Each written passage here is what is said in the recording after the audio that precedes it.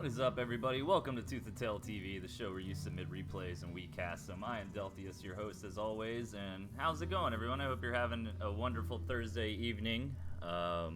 Obviously, tomorrow's Friday, so I'm sure I'm not the only one hyped for that. And otherwise, I've been doing fairly good, man. I was playing a little bit of ladder today. It was a lot of fun. And we do have a couple events coming up. Don't forget, guys, about Josh's tournament on Saturday. We're going to stream that here, me and AV Ultima, on ToothAndTailTV. Can't really hear me. All right. How about if I did this? Yeah, this microphone, man, like, it's good. It sounds really good, but it's kind of quiet. I wonder if there's anything I can do about that. I can't really turn up the minimum volume. At least I don't see a way. Let me see. Oh, wait.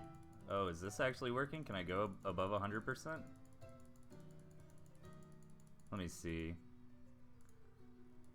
I don't know. Oh, yeah, that actually works. Okay, so apparently if you go to advanced properties, you can turn up above 100%. So there we go. Am I sounding better, guys? Let me know. I changed a couple things. I'd appreciate it. Yeah, we got the tournament coming up on Saturday. That's either at 11:30 or 12:30 EST. I think it's supposed to be 11:30 EST. There is a miscalculation on the time zones. Hey, what's up? What's phone? Damn, it's still not good, huh? What the hell? That does not make sense. It shows that I'm pretty level. Sorry about this, guys. What if I turn that way down? Okay. Okay, this has got to be good, right? Is this a little better? We need more loudness. Oh boy. I wonder why this microphone's so quiet. Man, I got a lot of replays to get through tonight. Of course, this is exactly what I need. Slow me down right at the beginning. But I do appreciate you guys letting me know for sure. Okay, what if I did that? Does that help? Am I loud now? Can you hear the game? Is it good now?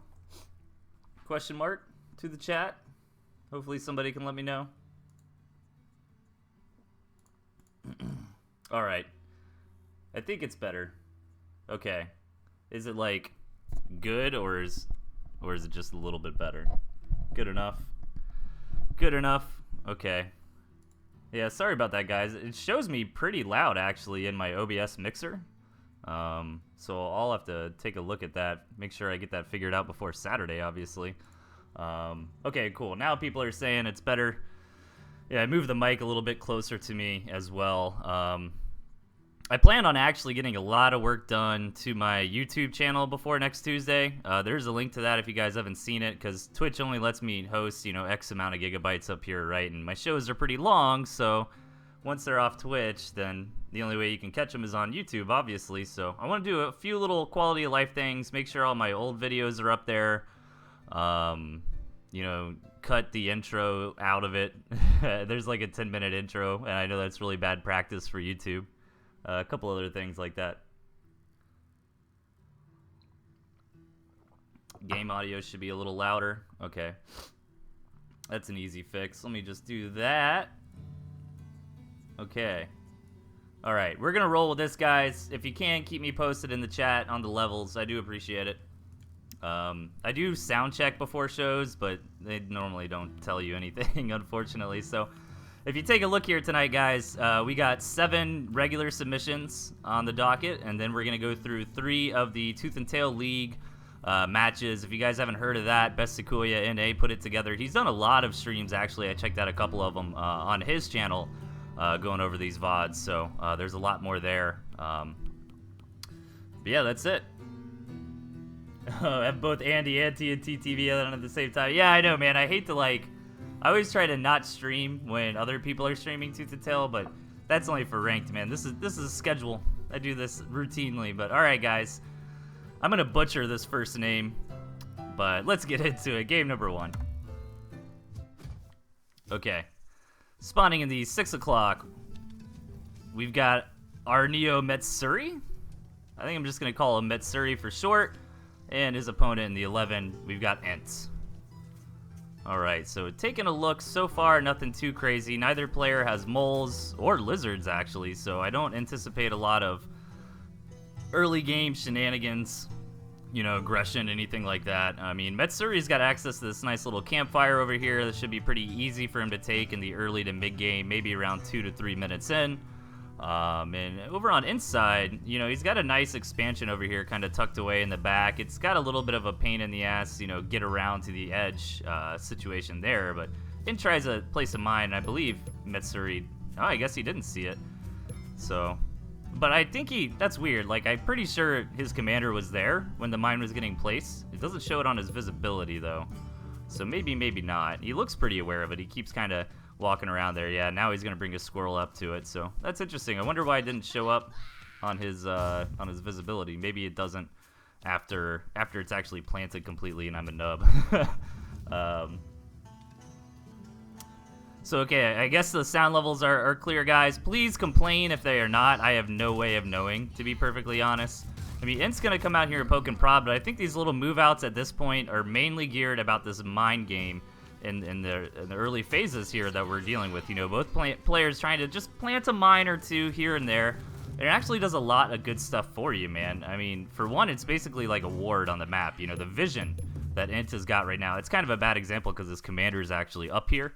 But imagine, you know, if his commander wasn't here, he's got, yeah, that kind of shows you a little better. He's got quite a good, you know, vision on the map currently, and not only that, but you notice it's only one mine, and the intention there is just to kind of bruise up the opponent's squirrels, right? You know, if we've got the same amount of squirrels, you pop on a mine and all your squirrels are greatly damaged, then all of a sudden I've got a huge advantage in that fight and I can top you fairly easily. So Matsuri's kind of in a tough spot right now, to be perfectly honest. I mean, he's been doing a good job, but what's rough about this is when you don't have a second tier 1 selection. Like, imagine if you had lizards right now as Matsuri, right? Then you could just make like one tier 1 warrens worth of lizards, use those to kind of move up and mine sweep. And I think if he's really careful about tiptoeing his units forward slowly, he should be able to, you know, take out those mines with minimal losses. So definitely want to take a look at that and see how he responds. I mean, he's definitely aware of the mines. I don't think he's aware exactly, you know, where they are per se. But he is playing safe around him, and thanks for the follow, Metale2. I appreciate it, man. Do I take last-minute replays? Sometimes I do, Blitz, but I'm actually kind of full up this time. But if you do submit, man, I'll most likely be able to get it on Tuesday night's show. And also, we might see a couple desyncs tonight. I'm not worried about it because no balance changes have really been taken lately, so any desync issue has just been Andy kind of tweaking with the code. I know he's been doing a lot of stuff lately. Like today, right, he was doing the single player, getting that balance up to multiplayer standards, which I think is really important, man, because if you're a new player, the single player mode, I mean, the story is great and it's a lot of fun, but really what it is a tutorial for the game, right? So then you hop onto ranked and it's a completely different thing there. So Pocketwatch Andy, man, thanks for the host. I appreciate it. How you doing, man? It's been a little while. I hope you're doing well. I was actually just talking about the single player balance update that you've been working on. So but yeah, man, Int is actually putting a very good forward aggressive stance here, and he's kind of all in with this play. I mean, he took this gristmill right outside his opponent's base to really just claim this territory. It's kind of interesting because he doesn't have defensive structures or anything, right? But it's going to allow him, you know, obviously to contain his opponent here. You know, now Matsuri is kind of locked in and doesn't really have anywhere to go. If you look at the mini-map, there's really no other way in or out of Matsuri's base than this path right here that Int has really planted his foot down and kind of said, hey man, this is my territory now. So, but we haven't seen any really high tier tech choices out of Int yet. I mean, Matsuri's got a nice little turret line trying to be safe and make sure Int can't really all in him, but I'm really interested to see how Matsuri is going to take advantage of the just more well-rounded army composition he's cooking up here. I mean, he's got 2 boars on the way. You know, I think one's fairly close to finishing. Yeah, the other one he placed down pretty recently. He's got a nice mix of tier 2, and I think he's gonna be able to break out of this contain just fine. I mean, he can start using those ferrets to start punishing his opponent, you know, kind of forcing them to take this engagement, which Matsuri can easily run back to his turrets and be perfectly fine there. and really be good to go. So, but here he comes in, man, with the boar coming up front to tank. Chameleons are a little late to the party. If you are a new player, you definitely want to try to make sure your chameleons are up front when the fight starts. But not the biggest deal in the world. It's still a very successful attack coming out of Metsuri here, and doing a lot of damage to Int. And to be perfectly honest, I believe this is critical damage because Int really put a lot of his eggs in this basket, man. If you notice, a lot of his structures were over here. It wasn't just the gristmill and the few farms, right? I mean, he killed several warrens. He forced a cell on another, and Int's kind of in shambles right now.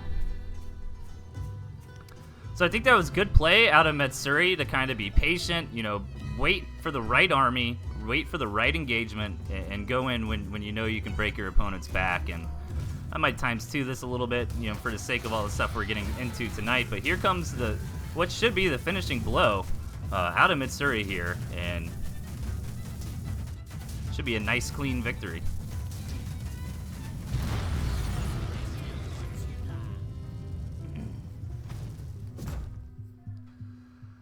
What is up, everybody in the chat? Thanks for joining me tonight, guys. I appreciate it.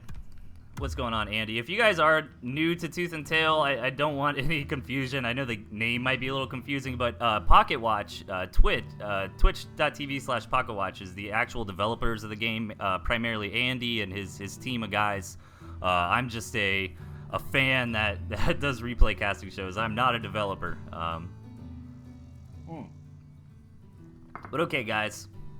Without any further ado, let's hop into match number 2 here. I guess the audio is okay. Yeah, no problem, Metsuri. Thanks for submitting it, man. That was a good game. Yeah, it doesn't look like anyone's complaining about the audio in chat, so I think we're good to go here, and we're going to hop into match number 2, Boofy versus Sun Tzu. Hey, that rhymed. All right, guys. Spawning in the 10 o'clock position, we've got Boofy. And his opponent in the 3, Sun Tzu. Now, I'm really interested. I actually need to ask Boofy about this because I see guys do it a lot, but I wonder what the mentality is behind taking the badger without the pigeon. If you notice what Sun Tzu's got going here, you know, that pigeon badger combo is very powerful in the late game. And normally when you take the badger, it's kind of almost like an auto-include to take the pigeon as well, because they really help stabilize it, keep it alive, help it tank through damage, and sustain a lot of tanking and value in combat. Meanwhile, it's all wound up, you know, doing a ton of DPS. So it is curious, and it's not just Boofy. I've seen a lot of guys take the badger and not take the pigeon. So I'm interested what the rationale is behind that, and maybe it's not a terrible move, right? I mean, unless you're really on top of your pigeon micro, it's very easy to let those pigeons get a little bit ahead of your badger, right? Then all of a sudden, yeah, your badger might be dying, but might not be dying rather. But if you're bleeding out, you know, 6, 7, 8 pigeons in every engagement, that's almost the same amount of money. I mean, granted, there's the build time involved as well with actually getting the kill on the badger, right? Okay, yeah, Premium Bow, after calling me a scrub, it'd say the chameleons tank well enough to not need healing. Okay, so yeah, that's what I was looking for. Thank you, man. Because that's exactly the rationale behind that, is instead of taking the pigeon, I'll take the chameleons. I'll make sure my positioning is right with the chameleons, and they'll tank enough damage where I don't need to worry about healing. And it was so far so good into this game. I didn't comment too much about the early. You know, they both went kind of 7, 8 farm builds. But the big kicker here is that Sun Tzu actually went for a very quick badger, just off of 1 tier 1 Warren.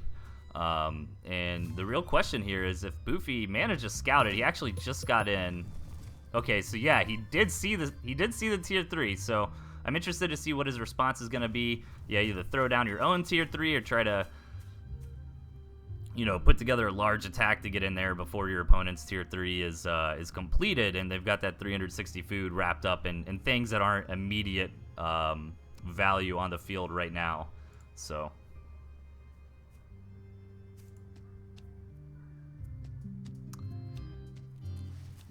hey, Pocketwatch subscribe. Thanks, man. That's awesome.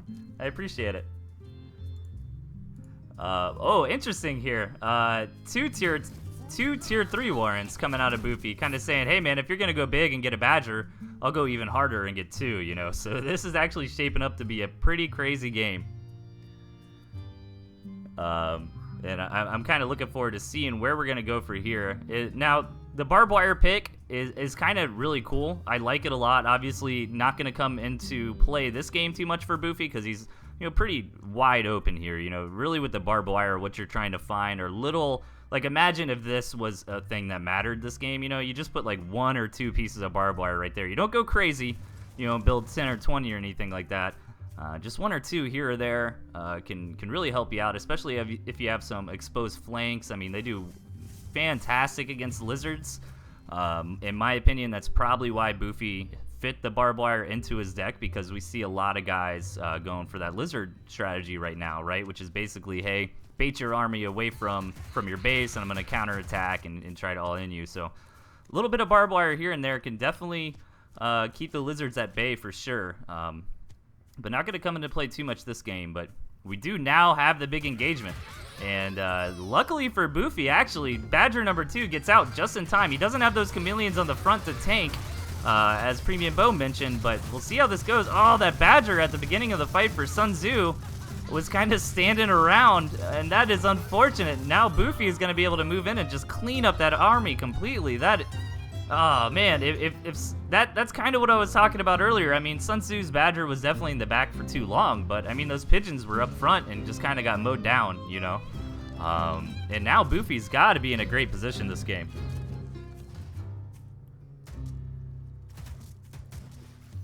Oh, dude, Andy, $25 subscription, man. That is so cool. Thank you so much, man. Hey, what I'm actually doing, I'll talk about it after this game, because Boofy is coming in for a big attack here.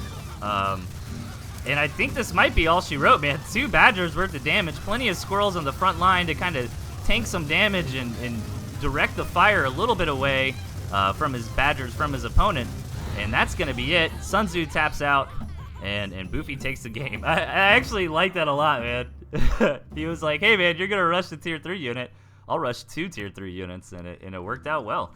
And actually, that timing was kind of interesting, too, because right when the Tier 3 of Sun Tzu, had managed to cross the map, Boofy had 2 Badgers out himself, so.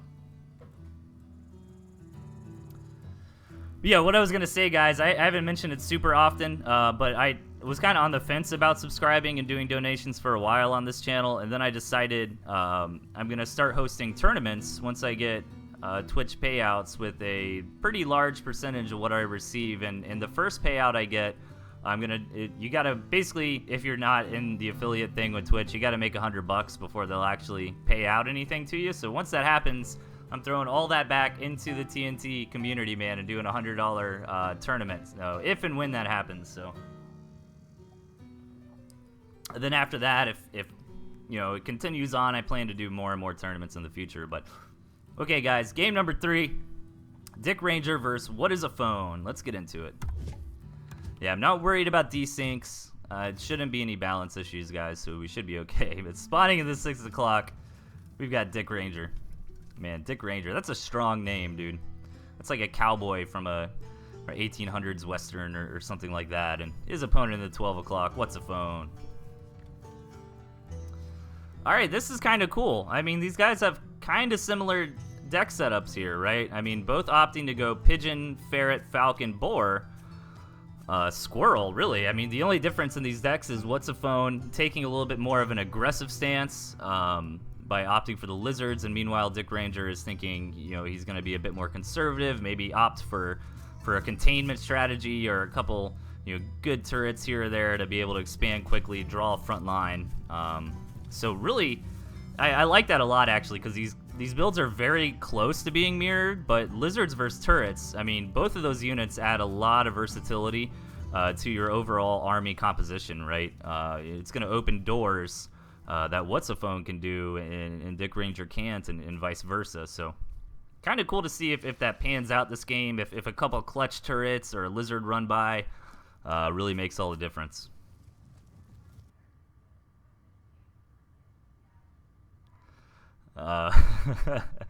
Chip is banned for the tournaments. You got to be at least 6. Yeah, he's gonna have to get a permission slip from his parents to enter the tournament.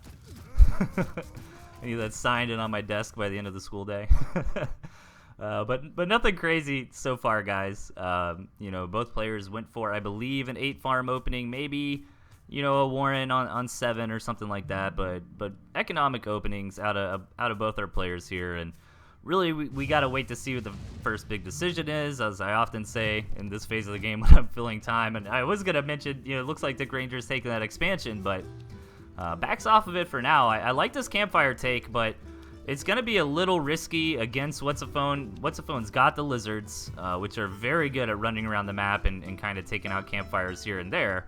But What's-A-Phone's got his own campfire. It's pretty free. I'd like to see him take it. Yeah, as I say that, he kind of realizes it himself, sells off that Warren so he can afford that campfire. And, you know, overall, this map is surprisingly even, I should say. I mean, yeah, if you really examine the hell out of it, you know, you might be able to say it's geared towards one player or another. But I feel like both players have 2 expansions and a gristmill that are kind of open to them, and then these 2 gristmills in the middle, you know, those are really going to be what's contested over it. And What's-A-Phone sneaks out, takes a campfire. Dick Ranger returns the favor, and he's going to come in here and commit, and I'm not so sure I agree with this. What's-A-Phone has got the defender's advantage.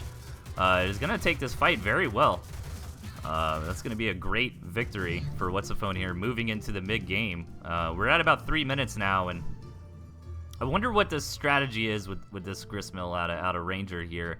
You know, maybe he was hoping he would have enough momentum off the back of that push to start kind of cementing that position with a couple turrets, right? But Dick Ranger's going to spot that, and I'd imagine, I mean, I'm sorry, What's-A-Phone's going to spot it, and I imagine he's going to take that gristmill out, right? I'm not so sure how much Dick Ranger's really going to protect it. I think that gristmill was more of a follow-up to, if this attack was successful, then I've got territory, I've got turrets, I'm in good shape, and yeah, he doesn't contest it. What's-A-Phone knocks it out, and yeah, I was about to say, these guys really need to start thinking about an expansion. We are almost at the 4-minute mark here. We're at 3:45, so at that 5-minute mark, 4 of your farms in your main base are going to go fallow, and the other 4 are not long for the world. So getting a second base established around this point in the game is very critical, but What's-A-Phone instead opting to go for a quick tier 3, and I don't think Dick Ranger saw it. But Dick Ranger might be scratching his head a little bit here because What's-A-Phone hasn't invested any money into an expansion, right? So you might be thinking to yourself, where is that money that he's missing? And What's-A-Phone's taking a pretty big gamble here. I mean, his army's going to be fantastic coming into this next push. And to be honest, I'm a little worried about Ranger here. He didn't oversaturate the second base, but he's kind of living on the edge. Yeah, that turret is real helpful at this point, but What's-A-Phone's going to have high ground vision. He's going to have a ferret, so it might not matter too much. And did he get the scout off that time?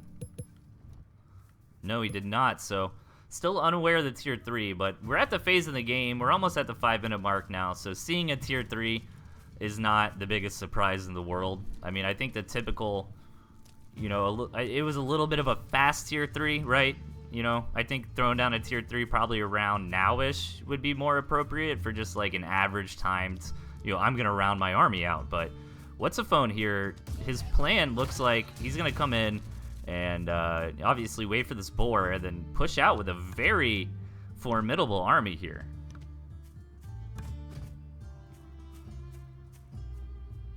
So that's what I'm really worried about. And I like the gristmill from What's-A-Phone kind of as a backup plan. You know, go ahead, take a couple farms there. But, you know, what he's been gearing up towards is this big push. And to be honest, you know, Dick Ranger didn't really get super far ahead from taking that expansion slightly earlier. And look how much bigger What's-A-Phone army is, man.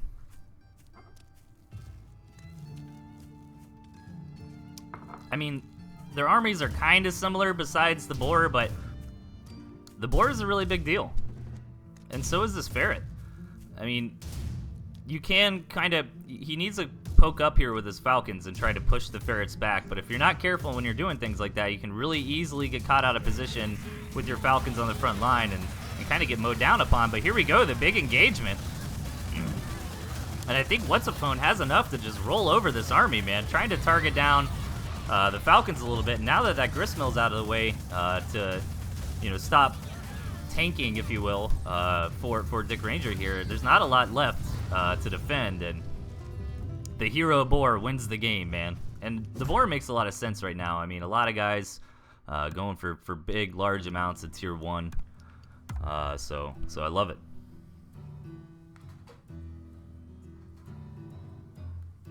What's up, everybody?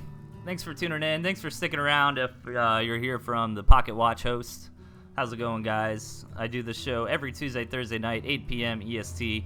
Normally like 2.5 hours, so we're kind of crunching through replays at this point, guys. If you are a new viewer, man, definitely submit me replay on the latest balance patch, ToothAndTailTV at gmail.com. I'll be sure to get it on the show.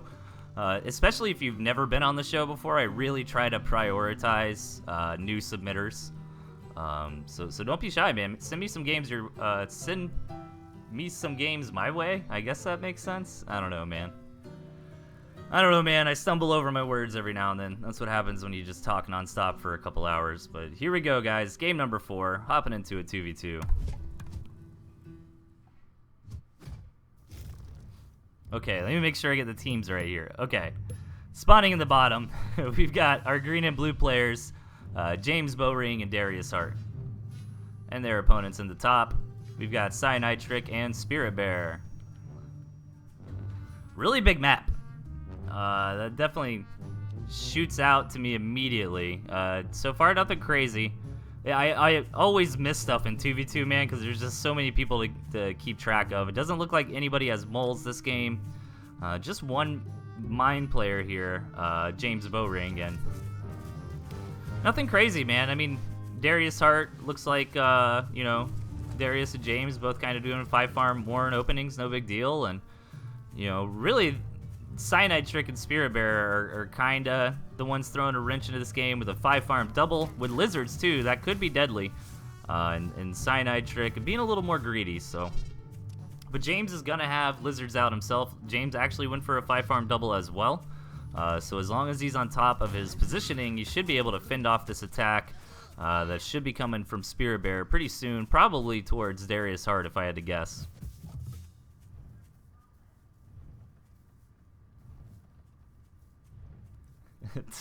Two-tan-tail. Hey, thanks for the nice words, Valeris. I appreciate it, man. Yeah, I apologize I don't respond to emails, guys. But a lot of times in the emails when you guys submit, you guys have nice words to say, so I really do appreciate it. And I do read what people say in emails. But here we go, man. This is what I was talking about. Spirit Bear got out his 6 lizards, and now he wants to put on some aggression, but James is here, and it looks like somebody from Red and Yellow tried to take a campfire, but James gets a little sandwiched since Cyanide Trick's got a lot of lizards of his own and kind of gets demolished there. Darius Hart's only got squirrels, so they're not very quick. No critical damage or anything, but James definitely took an unfavorable trade, and Cyanide and Spirit are going to try to push the issue, but the squirrels should be able to defend here. Oh, wow, gets the pig. I'm kind of surprised about that. I guess it's a worthy trade. I don't think many units from green or blue really died for that pig. I think about 5 or 6 lizards died for it. But it is a nuisance, and sometimes trading out money ineffectively to slow down your opponent's economy, you can actually come out ahead. Once all the math is calculated up, and be like, all right, all the mining time they missed, the fact that they had to pay 60 more food for the thing that they shouldn't have to. You calculate all that stuff in, and it was probably a good trade for Cyanide. So, oh, here we go, man. James is getting foxy, and a pretty quick fox. I mean, he placed that probably around 2:30. We're about 3 minutes in now. Maybe he placed it a little after that.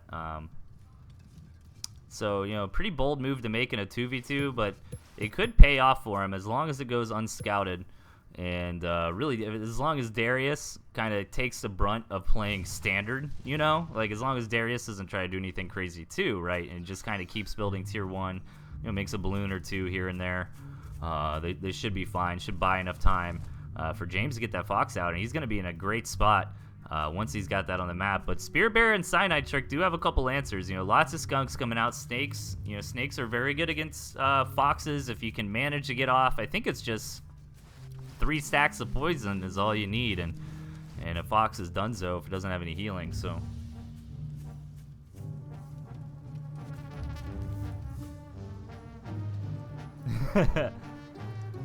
oh man, so yeah, let's see where this game goes from here. I'm going to times 2 it a little bit. Players are looking for expansions at this point, rightly so. It's 4 minutes in, and Cyanide Tricks kind of got the lead on that, to be honest. His second base is up and running, and Darius isn't too far behind, but your green and yellow players, their expansions are a little bit later, but green's got a good reason. He's got the Fox on the board now, and this is where he really needs to get active on this map, and you know, it could be a little difficult with the Lizards out of their opponents here, but he needs to take advantage of the Fox before his opponents are really aware of its existence and can start doing things like building up barbed wire, building up balloons, that kind of thing. Balloon basically, you know, is the Fox's worst enemy. So here we go. The Fox is now revealed and just beginning to poke and prod at the tier 1 units of his opponent. You know, but as long as James keeps this Fox alive, right, that's priority number 1. As long as he doesn't lose it, you know, even if he's not doing insane amounts of damage, as long as he's doing constant damage, he'll be perfectly fine. And so far, he's done a great job with his micro. He's killed off, you know, 5, maybe 6 tier 1 units, gets out of the range of the snakes just before they can fire. And yeah, this is kind of the critical moment where now yellow and red realize that they're against a Fox. So they're going to start building more defense, and that's why you can see blue and green starting to position themselves, maybe thinking about an attack before this balloon gets up, because that balloon is basically just going to stop that Fox harassment, at least on that side of the map. And you know, Cyanide Tricks got this nice little piece of barbed wire over here to try to prevent a runaround attack from that angle. Oh, gotta be careful, loses the Fox to some Lizards, man. And yeah, Lizards and Fox run at the same speed, so it's not the craziest thing in the world for some Lizards to get up to your Fox when you not expect it and you lose it, man. That's definitely rough, but James decides he's going to allow another Fox to build. Sometimes what players will do is just go ahead and sell off that tier 3 Warren, but instead he's going to keep it around for now. And we'll have to see where this game goes. Now, I do want to mention, I've been focusing a lot on this Fox, but Cyanide Trick and Spirit Bear have tier 3 of their own, and we got a big engagement coming down now. The Wolf is finally joining the party. So much skunk gas down. And man, I don't even really know what happened that fight. I guess red and yellow won pretty dominantly. Oh, James's army wasn't in position. Okay. Yeah, that's rough, man. So basically, our blue player here was forced into a 2v1 situation, which is always fantastic for the aggressor in a 2v2 game. You know, always try to look for if you and your partner are really communicating well and are moving around the map together and can catch one army by itself, man, that's almost a guaranteed slaughter for your team. So damn, that other Fox gets taken out by the speed buff granted from the Wolf. And yeah, if I was James at this point, man, I'd cut my losses and sell that tier 3 Warren. I don't think this is the game where Fox is really going to make a difference, and this is really starting to look better and better for a red and yellow team. You know, they've got the Owl and they've got the Wolf, which are both units that scale very well into the hyper late game here. And they're gonna push the issue right now. James's Chameleons aren't in position at the beginning of this fight, and just now kind of get into tank, but now their tanking is a little bit to no avail as the damage isn't really coming out too hard as much as it would have in that stationary battle. But the Owl does go down, which is a big victory for a green and blue team, but they trade a lot of their army to do so.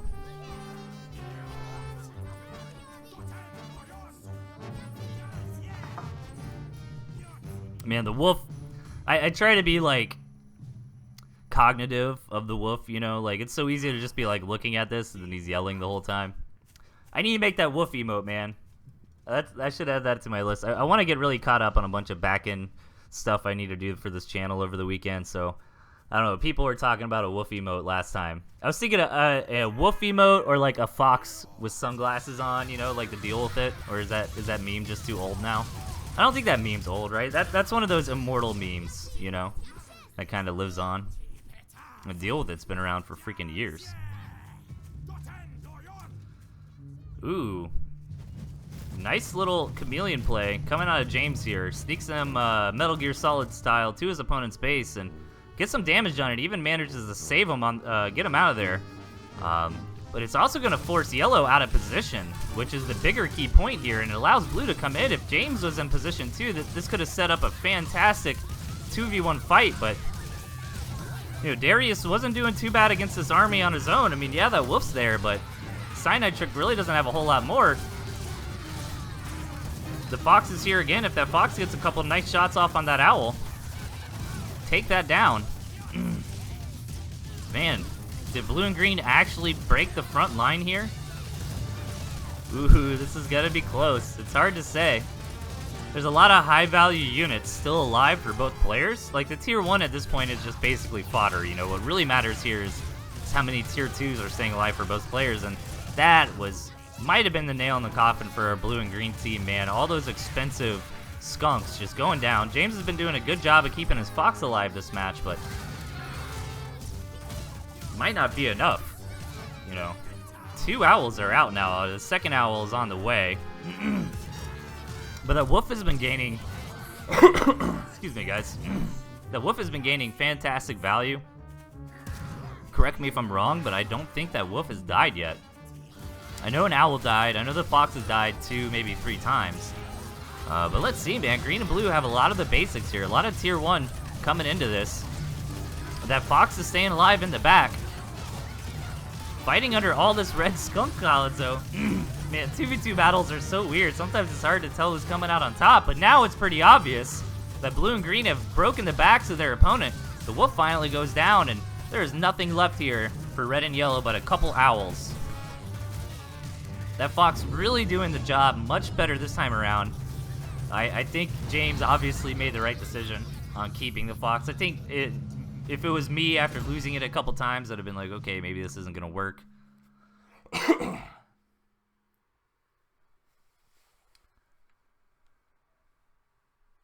Can you change the skins of characters? Yeah, that's another thing I've noticed too, because I probably get a lot of traffic of like new players or guys who maybe are just checking out the game, right, and haven't actually played. I do use a lot of custom skins on my channel. We've had a lot of talented pixel artists who, you know, make all these great skins, and it's a lot of work to do so. So, you know, they make it, they're really excited about it, you know, and I'm like, yeah, cool, I'll totally put that on my stream. So that's another thing on the list. Okay.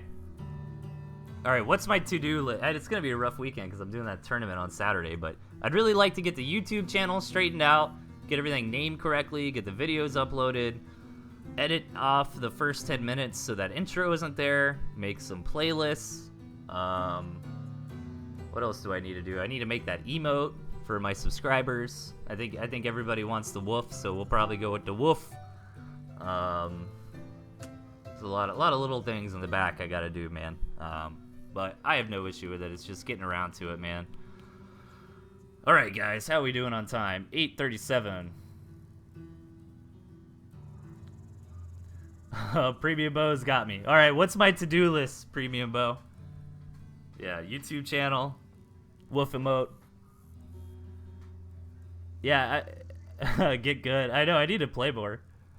I've been kind of slacking lately. I've been playing, I'm almost like embarrassed to admit it, but my buddy let me borrow this game on PS4, World of Final Fantasy. I mean, I'm a Final Fantasy nerd. I grew up playing all the JRPGs. So I grew up in the 90s, so that was all the rage in 98, you know.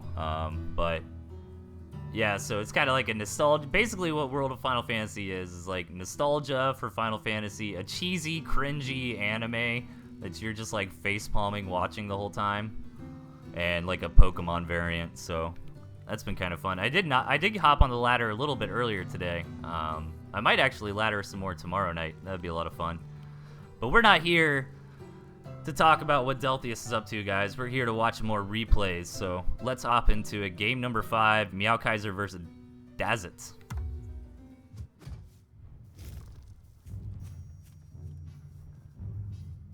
Oh, glorious. Yeah, man. Shoot me a message on Discord or something. I'll definitely... I do not have a skin for the Fox, so that's like my favorite unit. Alright, into 6 o'clock. I'm probably not saying it right, but we've got Dazit. And his opponent, you know him, you love him, Meowkaiser. Yeah, Meowkaiser's a streamer too, man. Definitely check him out. There's a lot of great TnT streamers, man. Miss Glicker's always streaming, Chip from Space, Meowkaiser, Mishi, all kinds of guys, man. So, let's see. nothing crazy at this point. Interesting, Dazit's still running with the RD cannon. I'm not sure what the consensus is. You know, the Drumfire cannon kind of got like a big rework recently, and then part of that was changed again. You know, it was 120 food for a little while, where it was absolutely bananas, and everybody was using it and abusing it totally. But now it's back up to 180 food, and I haven't played enough with it or seen enough of it where I can kind of give it the Delthius thumbs up or thumbs down, you know, but I mean, 180 is a lot to invest, so I think that's mainly why we haven't seen guys playing it so much. But Meowkaiser, man, going for some crazy stuff here, not disappointing us with an interesting replay, and you know, going for a 5-farm snake pigeon opening, and he's gonna come into his opponent and just start harassing the hell out of him immediately. And Dazit might unfortunately be a newer player from the looks of it, so I don't want to focus too much on him, guys. You know, if he's making mistakes, you know, that's fine. He's probably a beginner, and I would say that because the placement of the Warrens, you know, he hasn't scouted the map, which is very important in Tooth and Tail. So Meowkaiser's gonna come in here with this cheeky little play, and Dazit is gonna be very disappointed, and might not know how to handle this. But let's see what Meowkaiser can get done with this. I mean, all in all, you know, Dazit didn't do anything crazy, right? I mean, he went for an 8-farm, 2 tier 1 opening. You know, those Warrens probably, you know, should be a little closer to the Gristmill, but Meowkaiser's still getting in there, doing some great damage, and that build probably could have worked just as effectively against an experienced player, so. Logan, what's up, man? Yeah, most of the skins I use were created by Logan. It's good to see you again, man. Nice quick little game. Meowkaiser showing off a little cheese build. You know, 5-farm snake pigeon harassment, and worked very well. So okay, guys, let's keep trucking here. Game number 6. Oh yeah, Logan. Hey, buddy. Now that you're here and I haven't seen you in forever, let me ask you to do some work for me. No, I did become a affiliate, man, and we've been talking about what emote I should make. So everybody makes fun of me for the way I say woof, you know, W-O-O-F. So I think I want to make a woof emote. I don't want to ask you to do that, but if you are interested in some more pixel artiness, hit me up, man. If not, I'm sure I could do it myself. But game number 6 here, guys. Surrender versus the Post Salesman. Hey, Piles in the chat too. What's up, man? Alright, in the 6 o'clock, we've got Surrender. And his opponent in the 10, the Post Salesman. I'm liking interesting deck from Post Salesman, to say the least. It's kind of got like one. It's I don't know. How do I say this? Like the skunk fox only. Like that's really interesting. I don't think I've ever seen that before. I mean, the skunk's really only got one purpose, and that's to deal with a lot of tier 1. Fox serves a similar purpose, but then again, you know, now that I'm thinking about the Post Salesman's army composition, if he gets out a couple skunks, you know, on the front line, tanking some damage, and getting rid of a lot of the tier 1, it might allow his Fox to get some clearer shots on his opponent's tier 2 or possibly tier 3. So, interesting to see how that goes this game. He's got the barbed wire, which again I think is mainly for the lizard run-bys and run-around attacks and stuff, which, you know, with this spawn, he shouldn't be super worried about this game. He's only got one entrance in, and he's got this nice little, you know, kind of a pocket base, I guess, that he can take over in the 8 o'clock position. There's really only one entrance into both of these bases, so that's got to feel really good for the Post Salesman. So far, nothing crazy. I mean, both players, you know, taking 8 farms, probably going to go up to 2 tier 1 warriors, but no, the Post Salesman looks like he's gearing up for a fast Fox rush here, which Surrender, you know, if he's staying on top of his meta knowledge, he should realize something is up by seeing that turret so early. Poe decides instead to just take a quick tier 2. And my only critique there is if you are going for, I'm not even sure if that was Post Salesman's plan, but a really quick tier 3. I mean, yeah, turrets help, but you should throw the tier 3 Warren down and then make the turret, right? That way you can just get it out as quick as possible. Because 9 times out of 10, that turret isn't really going to be needed until after you throw down your tier 3 warrant anyways, right? Yeah, this move from Surrender to take a relatively quick Gristmill makes a lot of sense for his starting position. He doesn't have... It's kind of interesting because it's going to be... It's a lot easier, obviously, for Post Salesman to get a second base, right? He's basically given one. Meanwhile, Surrender doesn't really have any fantastic options for second base. He's got to go pretty far out to get a second Gristmill. But if Surrender can set up shop here in the middle of the map, I mean, look at this. He's going to split the map 4 Gristmill versus 2. So if I'm Post Salesman, I'm going to be very worried about this. You know, and he's not aware of it just yet.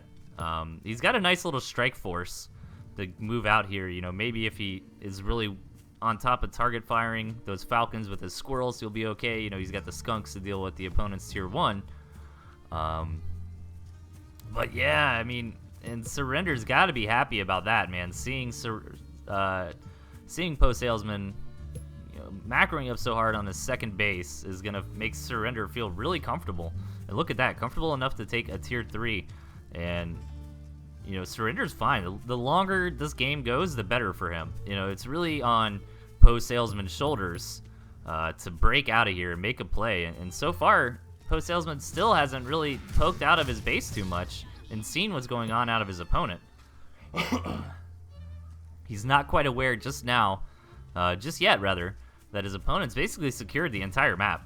I mean, as long as Surrender holds this spot, I mean, he's all in with this spot, right? If Post Salesman gets his Fox out, breaks this, you know, all these Warrens die, Wolf Warren dies, second base dies, everything dies, and that's why Surrender doesn't care about putting his Warrens up here so close to the front lines, because he knows this is commitment, you know? And he didn't have to do this, per se. He could have taken the 1 or 2 o'clock base over here, would have been a little safer, but I love this play, to be honest. I'm glad he went with the more bold approach because, I mean, I don't want to repeat myself over and over, but again, man, I mean, as long as this game keeps going the way it does and Surrender keeps cementing this position more and more, he's going to be in great shape heading to the late game. So I'm going to fast forward a little bit and kind of wait for these guys to decide to move out. I'm assuming Post Salesman's trigger to move is going to be when he gets that Fox. And meanwhile, Surrender, to be perfectly honest, really doesn't have to do anything. He doesn't have to move out. You just got to keep macroing up, getting more and more Falcons, more and more Chameleons, and he's just going to have a fantastic army composition. Oh, went the other way. Okay, Fox is here. Surrender's aware of it. But Poe needs to kind of inch his pigeons up a little bit, I feel like, to grant himself high ground vision. It's very difficult to fight uphill with a Fox, and really all Surrender's got to do, with the way Salesman's a little contained here, is place a couple turrets, like right here, and that Fox can never come back in. But instead, he wants to set up a Chameleon trap, I believe, but he's going to go ahead and clear out this barbed wire with them anyways. I think the move there was probably for the Chameleon trap, but then they just kind of got triggered on the barbed wire. But here we go, man. Post Salesman decides now's the time. He gets into position relatively quickly, and now we just have an army comp versus army comp battle, really. I mean, neither player really opting to do much target firing in this engagement, and the Fox does fall. But a lot is left over here for Post Salesman. If he can get this wolf of his opponents too, that's going to be a big deal.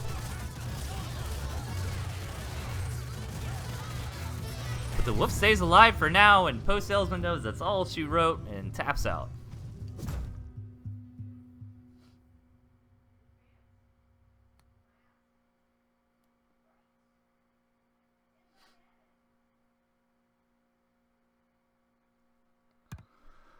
Oh, what has changed? Oh, dude, so much has changed, man.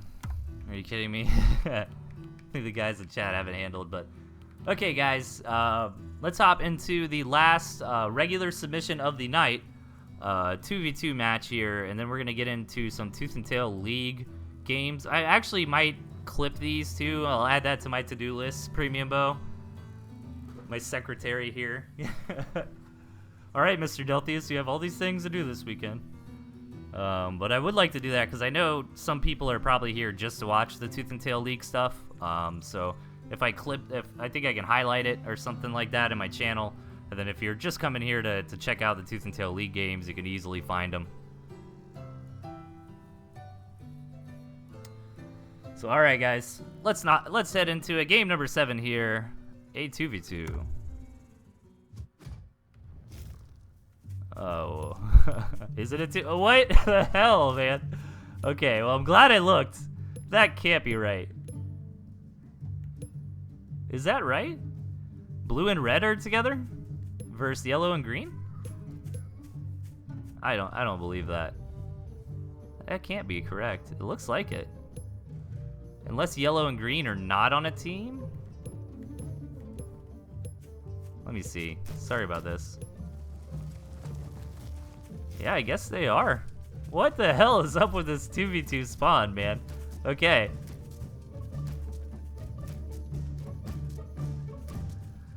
Yeah, alright, Premium. I keep looking at the chat because I always mess up your games, but it does look like Premium Boat and Lamppost are on the team together here. And unfortunately for Tooth and Talon, man, he's kind of stuck right in the middle and gets up a balloon to help on one side. Oh my god, if that balloon stays alive for Blue, that's a big deal, but the balloon comes up for Premium Bow. And that's going to be rough for Blue. He's got 1 pig left.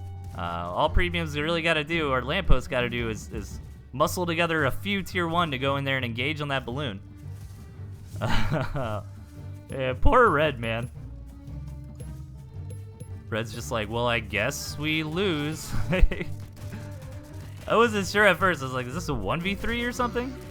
Red's finally coming in here to try to give his partner a hand. And you know what? Blue and Red aren't doing half bad. I mean, Blue's got no economy left, but really neither does Yellow, to be honest. And Premium Bow, with all this aggression, didn't really get a chance to take any farms himself. So really the only one in this game who's got an economy is Red. And Lamppost already knocked out. So we've got a 1v2 situation for Premium Bow here.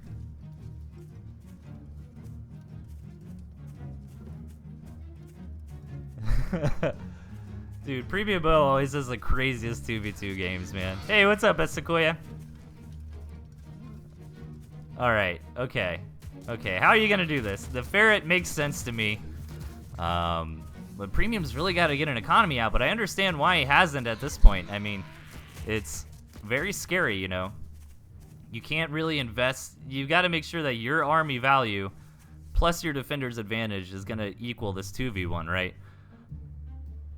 So if you invest a bunch of food and just trying to take your farms, yeah, maybe no bueno for you. And I like this balloon out of Premium Bow. With this balloon and the ferret should definitely be in range of that gristmill. So Premium Bow has an opportunity here if he plays his cards right to knock Tooth and Talon out of the game and go into a traditional 1v1 against his red opponent here.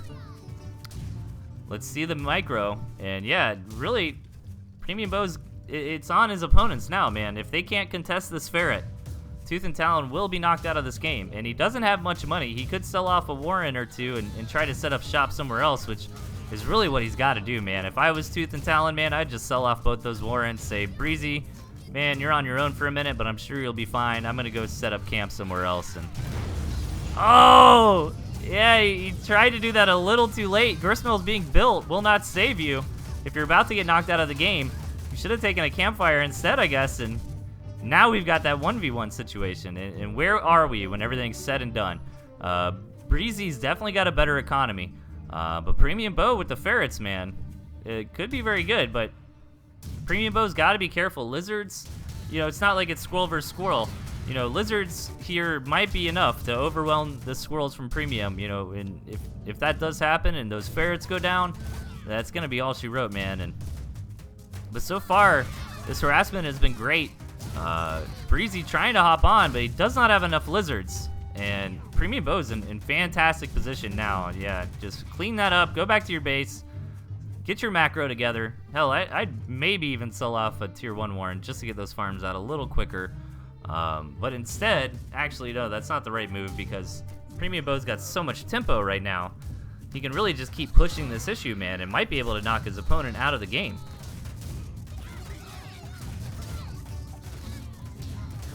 Dude, this game is absolutely crazy, man.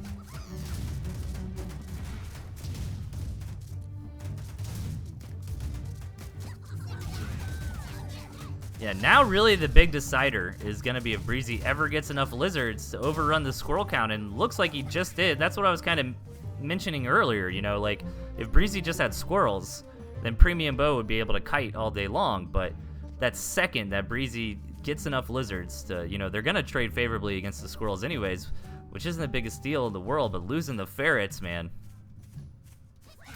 that really hurts for Premium Bow, and I think he makes the right call to go ahead and sell off that tier 2 Warren and kind of scratch his head and decide where he wants to take it from here. But he got a lot of damage done, man. I mean, Breezy lost a couple farms there that it's simply not worth retaking, and you know, Breezy's economy, he did manage to get those farms out so much sooner, so if you notice, a few of them are going to mine out shortly. Yeah, he's got to expand at this point, which he's got plenty of options to do so. All right, Premium Bow is going to try to get up to 2 chameleons and move out, you know, with that classic 2 chameleon, 9, 12, 15 squirrel push, and see if he can seal the deal with that. I wouldn't mind seeing an expansion out of Premium Bow at this point either. Oh, actually sells that off, gets a lot of money here. What is the plan? Are you just going to go for squirrels? I am not super sure. Maybe he's trying to keep some money around to build a couple moles and try to finish this off, perhaps. But Premium is floating some money here after he decided to sell off that Chameleon Warren, so interested to see what he wants to do with it. He might have been trying to look for an opportunity to place down a sneaky mole or two, but in the end just decides, oh yeah, he fakes. He even faked me. He faked out Breezy on the return, so still checking everything out. Realizes that he's gonna be behind on economy here shortly. Yeah, this is not helping the Premium floating money cause. Decides to finally die. You know what I like to do just to be super annoying, man, is like not kill him with my lizards, you know, like hold fire and then just try to keep him out there for as long as possible. But here we go. Premium scouted very effectively, and that's kind of what he was doing there. He was kind of trying to get the lay of the land exactly, you know, figure out how much army my opponent has, make sure nothing crazy is happening, and he calculates, you know what, I should have enough. Let me build a bunch of moles to get in here and tank the front lines, and let's do this, man. It's time to rock and roll. I think at this point you can't run away if you're Premium Bow. You know, those lizards are going to get so much free damage done. He's got to commit to this attack. I like the gristmill here. If that gets up, Premium is going to be able to heal in his territory here. That was a fantastic job. Loses a lot of moles, but that doesn't matter at this point. The moles did the job that they were designed to do. That is a single squirrel going down for Premium Bow here. And Breezy's just got a few lizards. And Premium's going to take his time, but he should be able to seal the deal from here.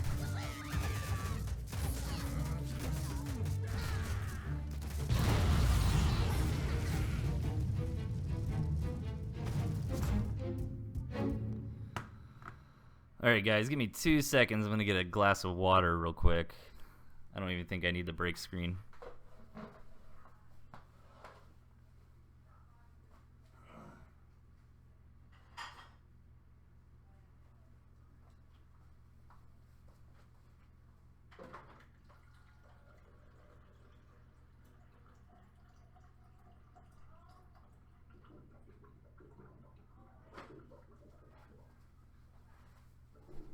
All right, I'm back. What's going on, everybody? Hope you're having a good night, having a good time with us. Here, checking out some replays. We are gonna hop into these league matches here shortly. Miss Glicker rated me earlier. Thanks, man. I appreciate it. I know it's like ancient news at this point, but that's awesome. I do appreciate it. And I think everything's all set.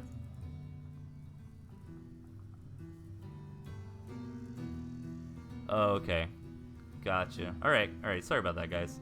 Okay, so there are a couple events going on, guys. Best Sequoia NA has organized an awesome league.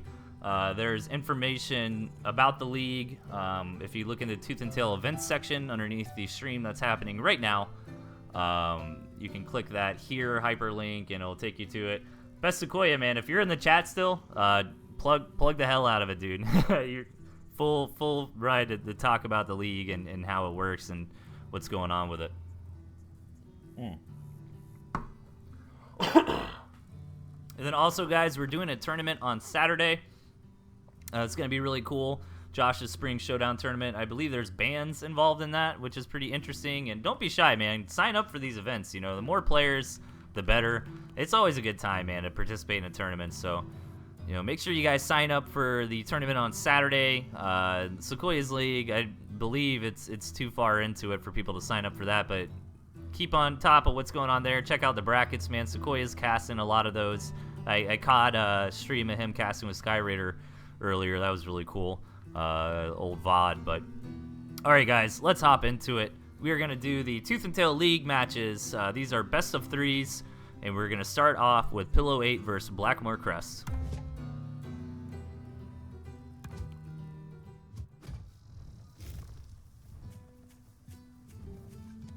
Oh, okay, wait. So Shadow says that they're opening late signups. Okay, yeah. You guys, I mean, talk about it, man. Hey, don't listen to me. I have no idea what I'm saying. You know, take it over, Shadow. If you know a lot about it and what's going on, man, let people know. But in the right, this game, we've got Blackmore Crest and his opponent spawning in the 9 o'clock, Pillow 8. And Pillow's kind of got that iconic owl pick, you know. Pillow's kind of seen as and known for his macro play, his ability to take the game into the late game and get that unit composition that he likes up. So I'm really interested to see if that's what's going to come out this game, or if we're going to see more aggression. Overall, it's going to be difficult for Pillow 8 to find an expansion this map. This map's actually really weird, to be perfectly honest. I mean, Blackmore's got a decent natural base, you know, right here. Can't argue with that too much. But Pillow really doesn't have much options. He can try to, like, secure this area, you know, and then gain access to the campfire and gristmill on the bottom. Or obviously whoever can secure the northern part of this map is going to be in a great spot to win if we do get to a mid or late game situation. But Blackmore maybe thinking about a little bit of aggression here. With two tier 1 lizards, tier 1 warrens rather, coming up before the 8 farms, and meanwhile Pillow's going for a little bit more of a standard opening, which is going to net him a little bit of an income advantage. So that's kind of the dangerous thing about doing this build from Blackmore, you know, committing to 2 tier 1 warrens before your 8 farms. I think you really kind of have to do that on like that 5 farm double style, and you got to move out like right when you get like 4 lizards or so, and your opponent's only gonna have like 1 squirrel or lizard to defend, and you kind of get some damage done. But not the biggest deal in the world. But if you look at the income graphs, I mean, they're stabilizing now, or at least they will once Blackmore's last pig is up. But you can see Pillow enjoyed a nice little bit of an economic lead during the early game.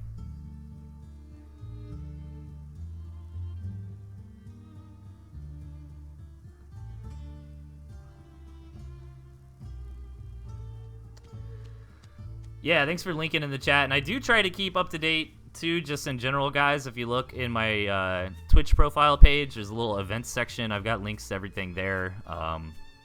Even if I'm not involved in stuff, I try to still keep it posted there. So if I'm out of the loop and you guys know about the hot new tournament coming up, man, please message me about it. I'd be happy to advertise it here and put the link on the bottom of the page, even if I've got nothing to do with it. So, but Pillow, I like this move out. Yeah, that's what I was thinking, man. I mean, this is going to be really what Pillow's going to be looking for here in the early to mid game, right? He's got to establish this territory, which makes a lot of sense for him because, you know, really this is the big opening. This should be where the contestation happens. I mean, there's a little runaround area you can do to the side. It's kind of hidden by the trees, but if you look at the mini map, there is an attack path there, but it's a little bit of a pain in the ass for either player, to be honest, with that water there. And did Pillow scout the turrets? Yeah, he sees a couple turrets out of Blackmore, and he's got to feel happy about that at this phase in the game. You know, as long as Pillow just kind of macros up and doesn't try to take a big engagement, those turrets aren't going to matter so much. But instead, Pillow, realizing the turrets aren't in exactly the optimal position and thinking maybe I can come up here from the northern side of the space, take a fight, not within the turret range, but the turrets, ooh, very good job from Pillow taking this fight outside of turret range for the most part.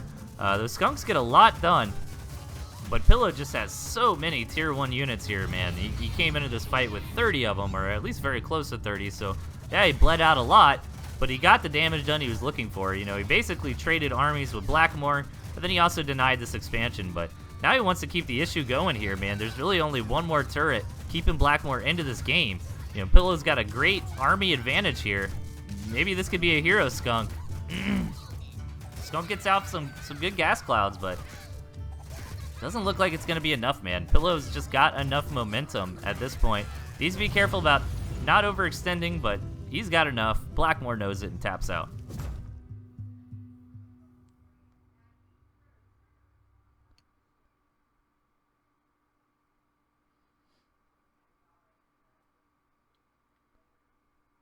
Yeah, there's two. Okay, so the league. Yeah, how long is the league going for? Is that just for the month of February? Yeah, the tournament and then the league are two different things, guys. As Shadow's saying in the chat, they got a bunch of different people that are streaming league games. I'm lucky enough to be one of them. And if you are watching, I guess Shadow is pretty involved with it, but I will highlight my videos for the TnT league games. Make those a little more accessible for you guys. Okay, so Pillow won that game, and we're gonna hop into round number 2 here between Pillow 8 and Blackmore Crest.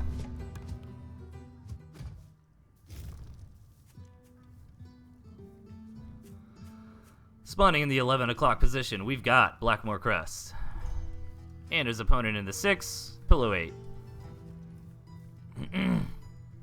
Can you still get in the league right now? I might join the league. I didn't at first because I thought I wasn't exactly sure on how it worked, to be perfectly honest, and I still don't think I am. But I had assumed I would be like casting a lot of it like live or something when I first heard about it. But damn, yeah, I guess there's no reason I can't join the league now. Have to get my TnT practice in, you guys. But so far, nothing crazy this game. Pretty similar deck compositions out of these players from last time.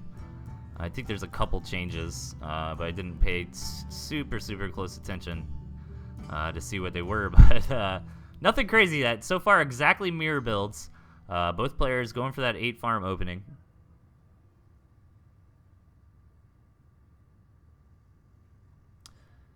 Yeah, definitely. No, Shadow, man. Dude, advertise. You have full permission, man. Talk about the Tooth and Tail League as much as you want, dude. 100%. I was actually going to ask something about it, but it just... oh, yeah, somebody mentioned... Yeah, the Pocketwatch Games Discord, guys. I think I also have a link to that on my Twitch channel. Definitely get in there, man. That's where we're all at. It's super active. It's got a really good community going. So if you're not in that Discord, man, join that Discord. It's fantastic. So far so good this game, right? I mean, nothing super crazy. Pillow again is favoring a lot of tier 1. You know, building 3 or 4 tier 1 before doing anything else is pretty meta. But now Pillow's starting to commit to that 5 number, and so is Blackmore. And you kind of get in this game of chicken a little bit with tier 1 Warrens. You know, if you stop making tier 1, your opponent still does. They might come in and roll you over. So it looks like that's what these guys are gearing up to right now, is just a big tier 1 play. Look, I don't think Blackmore Crest had the Toads last game, but he teched those in, which could make a big difference, to be perfectly honest. Now Pillow sees a Toad, so I'd imagine he's going to limit his lizard production and focus primarily on squirrels.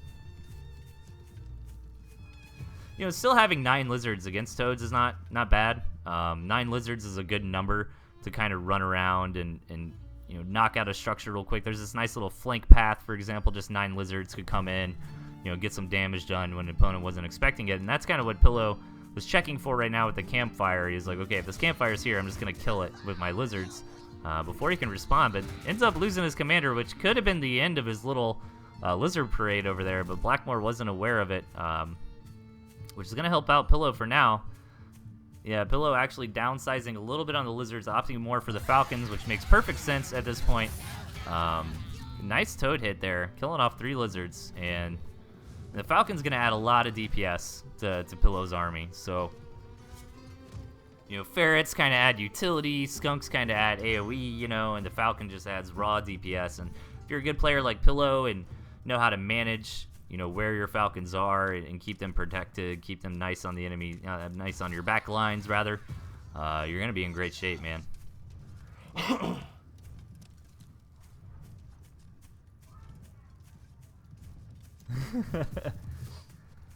Oh man, yeah, Shadow, get with me later, man. If you can still sign up, I might join. That'd be fun. I need to practice more though, man. I was actually thinking about doing a lot of laddering this weekend. I have a lot of tooth and tail stuff I want to do this weekend. I just want to play the game, you know, outright, and also all this crap I gotta do for my channel. But so far so good. I think Premium's in a better position. Blackmore Crest is a little slowed down since he opted to go for more Tier 1. He's got a nice versatile set of Tier 1 units here. But, you know, I'm not so sure on how much the Pigeons will help out in the direct engagement, but I think the real story here is how Pillow was successfully able to basically just hard saturate the second base, and that's going to put him in a huge economic lead. You know, once those farms are said and done, I mean, just look at the graph. And that's a good spot when you're a player like Pillow, man, who's not afraid of taking this to the late game. You know, he wants to get out some owls. I like that play with the turret there. You know, the turret kind of served its purpose when Pillow was taking the risk initially, you know, of throwing down all these farms. He's like, well, let me build a turret just in case he decides to move out. Now he feels safe, though, and I'm worried for Blackmore Crest if we do get to the late game here. Now, it's kind of interesting because Blackmore has access to more gristmills, right? I mean, these 4 gristmills pretty clearly belong to Blackmore in this game, and you know, Pillow should be able to take this one okay. I mean, there's still this contention point here, but this gristmill is going to be rough. If Pillow can actually get enough map presence and map control to take this gristmill so close to his opponents and actually control it, he's probably won the game anyways, you know?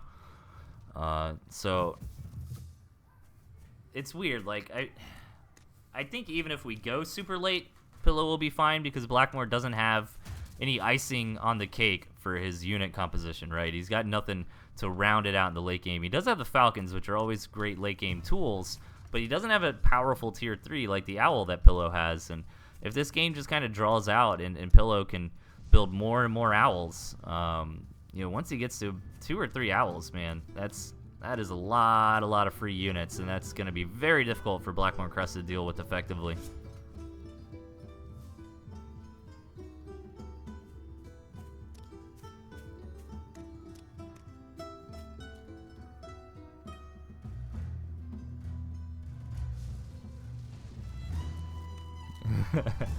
Sorry guys, just taking a look at the chat. We're all insane, Mitsuri. It's all good.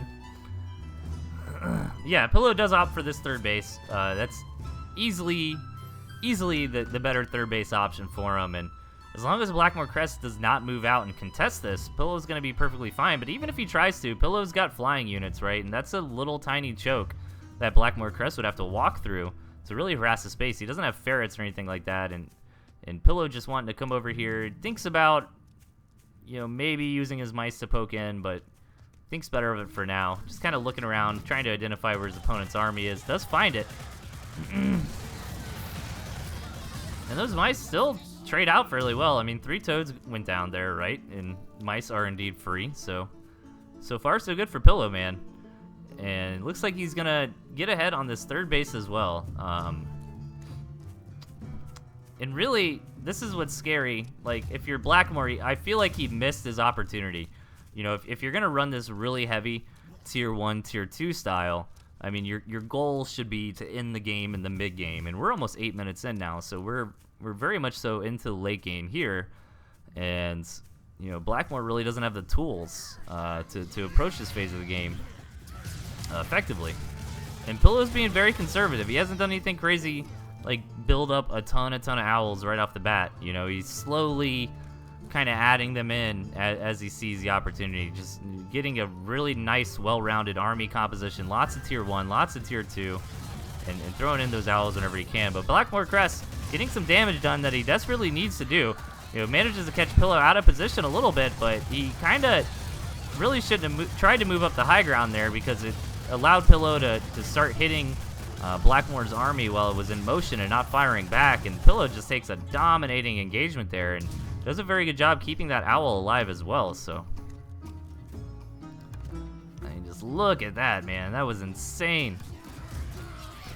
And it really hasn't, I mean, the owls helped, but that really wasn't the big story of this game as much as I was kind of talking about it.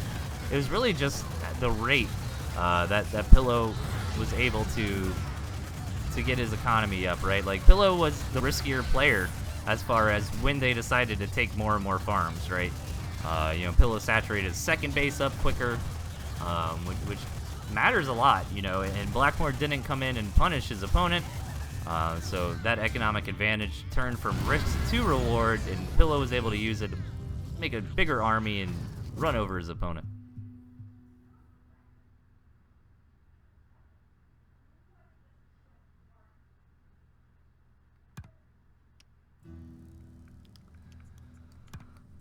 Okay, so Pillow won both those games there, so that finishes that 2 out of 3. And we got some bonkage here, ladies and gentlemen. Bonk participating in the events and gonna go up against Pillow, which Pillow's a very good player. So let's see what Bonk can muster up as we head into the second 2 out of 3 from the Tooth and Tail Elite.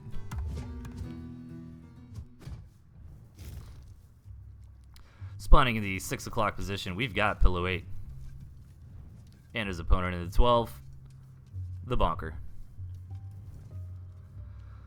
Pillow 8 changing it up, man. I like this. You know, opting for the boar instead of the owl this time around. Opting for the squirrel as well, so not going to be interested in any kind of lizard play, obviously. And meanwhile, Bonk kind of took a risk by only taking the lizard, kind of gambling on his opponent not having toads, which is going to be just fine this game. You know, Bonk's build's kind of interesting. Like, he managed to still fit in 3 tier 2, you know, while covering his bases and getting a mine in, you know.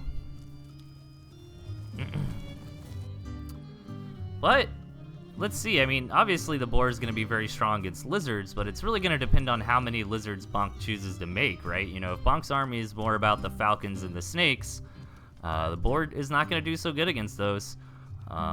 But Bonk, man, going for a 5-farm double here. And Pillow is going to scout it just now. So let's see how Pillow decides to respond. Pillow did do a safe opening. Not super greedy, and this might be okay. But Bonk has really got to move out soon. Yeah, there he goes. I don't think 2 lizards is enough. I mean, I think I've heard people say 2 lizards can kill a corner pig. But this 4v2 or 5 or 6 versus 2 is what Bonk was looking for. But, you know, Pillow didn't go straight up to 8 farms. He took a safe Warren in the earlier game, right? And he scouted it and responded by taking another Warren before his 8th farm. So he's perfectly fine here. And that's going to put Bonk in a pretty bad situation economically. Bonk really needs to throw down those last couple farms there. It looks like he's on his way to do just that. And now if you take a look at the income graph, you know, this is kind of that aggressive versus safe builds Cyclops talked about on one of his tips and tricks shows where, you know, Bonk went aggressive, Pillow identified it, opened up safe, and, you know, Bonk couldn't get anything done with these lizards, and now Pillow's just in a better spot in general. His economy is in great shape, and he's setting up for a very strong early to mid-game push. You know, I think it's really good if you're a new player and you're kind of looking for a build, you know, a build that's good, that you can ladder with, you know. Opening up like 8 farm, 2 tier 1 Warren into Chameleon, and then a more tier 1 Warrens, and move out when you have like 2 Chameleons and a bunch of squirrels or lizards is normally a pretty solid opener. And you can kind of like face check your opponent, you know, and be like, hey, are you doing anything crazy or greedy, like rushing a tier 3 or trying to take an expansion? If so, I'm just going to bop you right here and now. And if not, well, I don't have to hard engage, you know. I can just back up. But Pillow is actually going to wait for 4 Chameleons before he decides to move out with his push. And I like these extra few Warrens. If I do envision Pillow pushing out here shortly, and if he pushes out while he's still got, you know, squirrels being made, you know, that fraction, you know, maybe 13 out of 18 or something like that, then his money's going to be being spent while he's out on the battlefield, kind of positioning his army. All right, let's see if Pillow wants to move out now. I imagine he will, but he doesn't have to. I mean, 4 chameleons together here is pretty nice. Nice little turret placement there. Just trying to be aware of any kind of lizard runaround attack that Bonk might be able to throw at him. And Bonk knows this is coming, man. I'm not sure if Bonk has a unit composition for this, but we're gonna find out if this mine hit. Ooh, that was a decent mine hit. Pillow can't lose his commander. It does not end up going down. Chameleons were in good position at the start of this fight, but skunks and snakes might be able to answer this. I don't know. It's gonna be close. Damn. Yeah, it looks like Bonk was barely not able to hold the initial push, but I think with his defender's advantage, he might be able to save this Gristmill. And this Gristmill is very important for Bonk, man. He took a big risk trying to get this off in the early game, and Pillow's committed very hard to trying to finish this. If this does not go down, that's going to be huge for Bonk. Oh, and Pillow, with good targeting, just barely is able to take that Gristmill down. Which is going to put him in a decent spot. Now, neither player is really out of the game at this point. In fact, we're relatively even at the moment. Pillow really bled off a lot of units to stop that second base from Bonk.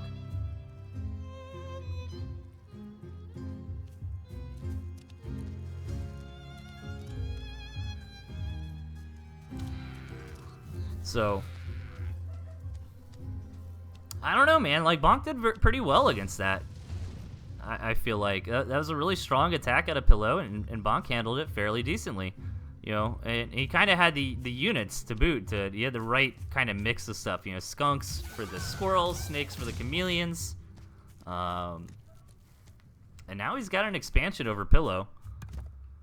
Now, Pillow's army value is starting to rise. I mean, Bonk's been a little slacking on his tier 1 count here. I'd like to see that go up a little bit. Needs to be really careful about on how fast he saturates up the second base. But instead, Bonk looking for more variety in his tier 2 here, and I think Bonk's in great shape if he just throws down like 2 or 3 more tier 1 Warrens. Yeah, this is really greedy from Bonk, trying to saturate up so quickly. But Pillow's saturating as well, so Pillow might not be thinking about an attack in the near future. Ooh, this chameleon trap could be pretty big on these snakes, though. Pillow doesn't want to give it away. But if he can catch these snakes, yeah. Alright, Bonk's being on top of his micro. Really trying to utilize these snakes' harassing capability, but loses one. Gets a Warren for it, though. So I guess 60 food for 60 food, right? It would have been nice for Bonk if one of those chameleons also died, but good micro from Pillow. Keeps them all alive. Chameleons re-stealth so fast, man. Like, if you're really on top of your micro, you can keep those things alive for days. The only issue is they just take so long to heal up because they have so much HP, right? Bonk's gonna try it again, but you shouldn't fall for the same trick twice. But yeah, man, if Bonk just had a few more tier 1, man. And this is Pillow's kind of signature play that we saw in previous matches, you know, where he's not afraid to saturate up his second base, man. And Bonk's staying pretty on top of his economy as well, but I feel like Bonk just really needs a few more grunts on the front line, just a few more lizards, and instead he's really trying to go super heavy onto tier 2, which might be the right call with all these chameleons. I'm actually really interested to see where this game goes, and Bonk is playing very well. I'm actually pretty impressed. You know, Pillow's one of the better tooth and tail players, so Bonk being able to go toe to toe with him this long is definitely a good sign for the Bonk fans out there, man.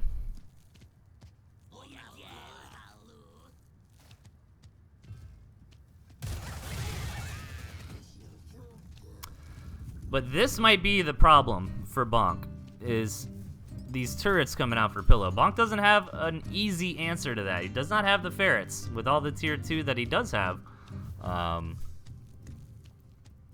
You know, now that I don't know why I just realized this, but Pillow and Bonk's builds, like, just on their selections, you know, number of picks per tier are identical, so that's kind of cool. Lots of difference in the tier 2, though, only sharing the Falcons in common. But Bonk's got to plant his foot down at some point, man. He's going to try to now with this gristmill. He doesn't have anything like turrets himself. He does have a couple mines. But he's hoping to just be able to micro these snakes back and forth and try to knock out the turrets that way, which can work. You know, he does get the turret there, but he lost the snake for it, which is not what he's trying to do, obviously. And Pillow doesn't have a third base yet, but here we go, man. Pillow deciding to move in. And Bonk's army was not all there at the beginning of the fight, but you know, Pillow's composition just rolled over Bonk this time around.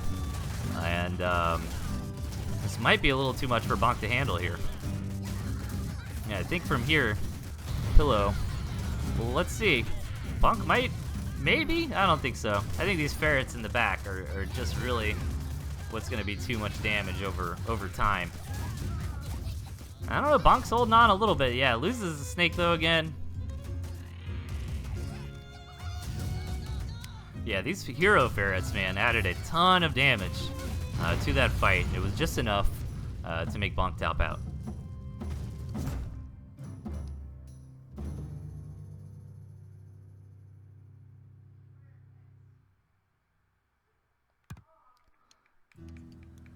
How you gonna boo Bonk, Frog? Going against the home team, man. Ah, delicious water. Okay, that was game number 1, right? Let's hop into round number 2. Ban me, I dare you. In the 3 o'clock, we've got Pillow. And in the 9 o'clock, his opponent, Bonko. I don't think anyone's been banned from this channel yet. I know, wait. Premium Bow banned Frog once, right? And then Cyborg like unbanned him or something. I think that's right. I don't know, I'll have to double check.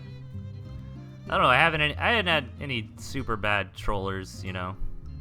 So nothing I've seen that's just straight ban worthy. Haha. Kermit has been timed out for 600 seconds. Rough, man. 10 minutes. Hey, that's what you get for talking bad about the bonkage, man. Oh, man. Poor Frog. Ah, you can deal with it, though. You can dish it out. You can take it, right, Frog? Nothing crazy this game. Bonk looked like he wanted to take a safe Warren. Now he's waiting for Pillow to leave. Pillow's kind of just sitting there making Bonk waste his time a little bit. Yo, Bonk really needs to take this 8th farm, man. Don't slack off on your 8 farms. There you go. And overall, Pillow will have a slight advantage, as you can see from the income, just because his farm timing was a bit more traditional. You know, both players went for an economic opening, but Pillow's was a bit more, refined. You know, a little trimmer of a build. Man, this map is crazy. I mean, yeah, this is absolutely nuts. It looks like to me the big deal is going to be up here, you know? I mean, that's really Pillow's first expansion opportunity. And the 6 o'clock might become a thing. I'm not sure. Like, I feel like both players should try to contest for this area of the map, right? And then if you lose this fight up here, you know, if Bonk's got his tail between his legs and got to be like, all right, Pillow now owns this area. Because I feel like if you take any of these gristmills and you can hold it, you probably own all 3 of them, right? So I believe that's going to be the big point of contention this game, is trying to secure these. And then whichever player cannot secure these can at least take the consolation prize of the 6 o'clock in the south. But Bonk does have a reasonable second base here, though. More than reasonable. That's fairly fine, to be honest. But man, Pillow just going for 18 squirrels, and Bonk a little bit more all over the place. Just a few squirrels, lots of turrets, a couple pigeons trying to get a tier 2. You know, Bonk's really trying to go for too many different things at once, you know, like trying to get up to tier 2, trying to take an expansion.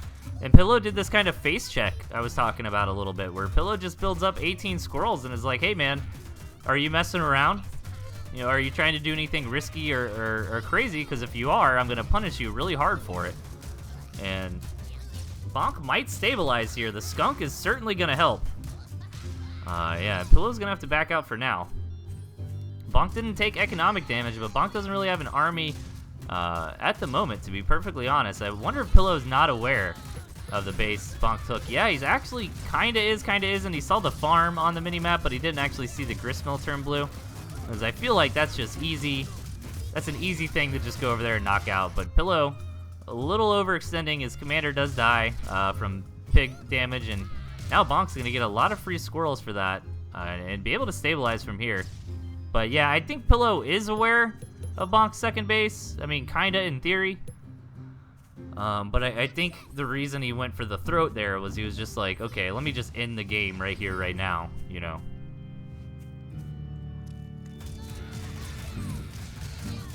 Hey, what's up, Meow Kaiser? Yeah, we played the match you submitted with the 5-farm snake opener, man. That was really cool to see, but I'm pretty sure your opponent in that game was a beginner, though, so he still did it very well. The poor guy. I hope you didn't make him rage quit Tooth and Tail, man. Oh god. But yeah, now Pillow really started to punish that second base, but he doesn't want to waste time taking out that gristmill like he can whenever he wants. It's kind of free for him at this point, but he's more concerned about keeping the momentum up, keeping the army of Bonk low. But yeah, now he's taking this territory, man, and he's gonna contain Bonk. Yeah, and you know, if Bonk was just a little bit more sleek, he could have lived here. He could have went for the fast skunks, but he needed more squirrels instead of an expansion. And pigeons, you know, aren't the greatest in small numbers. They're great to kind of sprinkle on later on when you have a lot of units. You know, now I have a few pigeons to heal up. You know, my harassing units like my fox and my snake, sure. But at this phase in the game, man, you know, 9 squirrels is definitely better than 6 squirrels and 3 pigeons. So. But, you know, Pillow, a pretty textbook game. I mean, Pillow builds a lot of tier 1 to kind of face check his opponent, make sure he didn't go for anything greedy. Bonk did go for something greedy, right? He actually went for 2 things greedy, an expansion and a tier 2.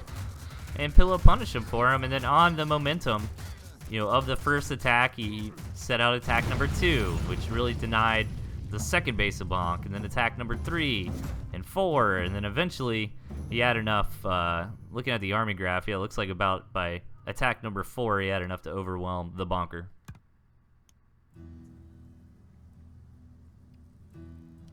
Oh, dude, I love this Snake Rush, Meow. I want to see more of it, though, man. You executed it really well, but I'm fairly positive your opponent was a beginner, so I'd like to see you do that to somebody like Blackmore, you know, or Bonk or Surrender, some of these experienced guys, see how they handle it. But really, he didn't do terrible for being what I believe is a beginning player. You know, his Warrens weren't in the right position, and he didn't scout, and he built a turret that he didn't necessarily have to. But other than that, he played fairly well, so. All right, guys, so if you are joining us, we're into the Tooth and Tail League VODs here. First 2 out of 3 was Pillow 8 versus Blackmore. Pillow 8 took that 2-0. Second best of 3 was Pillow 8 versus Bonk. Pillow 8 also took that 2 out of 3, 2-0. And now we've got Xeno versus Blackmore Crest.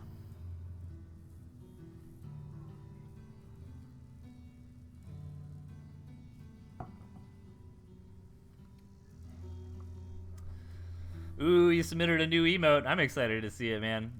I was saying this weekend I might try to get the emote made, man. Everyone's saying the woof emote is what I should do, so I'll try to figure that out.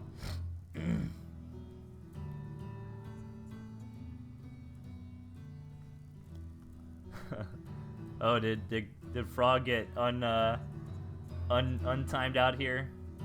I don't know. I'm missing out on the chat.